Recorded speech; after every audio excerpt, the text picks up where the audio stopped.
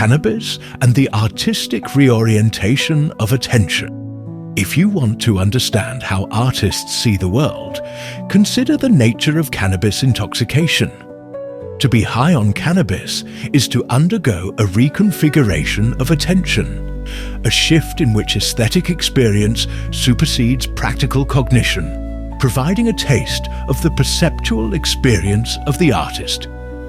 Consider the case of Jason and Edgar, two renegade poets gallivanting across the Amsterdam countryside on their bicycles, high on cannabis.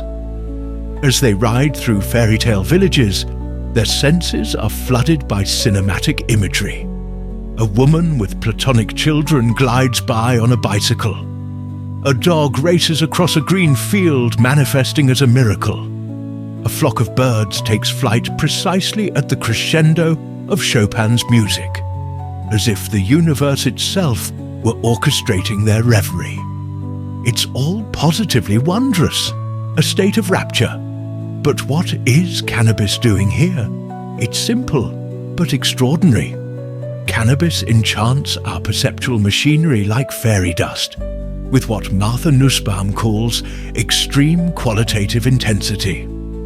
The world, which in everyday life recedes into the background of practical concerns, suddenly manifests in full aesthetic splendor. Surfaces shimmer with suggestiveness. Contours deepen. Colors bloom. The visual field itself becomes gripping, magnetic as though seen for the very first time. There is a sense of intense perceptual expansion that obliterates our brain's predictive models. No more been there's and seen that's, but instead a sense of surprise and vivid particularity. To be high on cannabis is to step into the world of the artist, where each moment seems primed for portraiture, where every configuration of objects in space seems to demand photographic capture, where time slows to accommodate a heightened perceptual intake, a mode that filmmakers, poets, and photographers know well.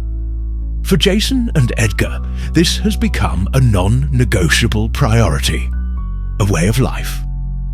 For these troubadours of immediacy, the world becomes a field of pure potential, ripe for playful co-creation, ecstatic articulation, and creative inspiration.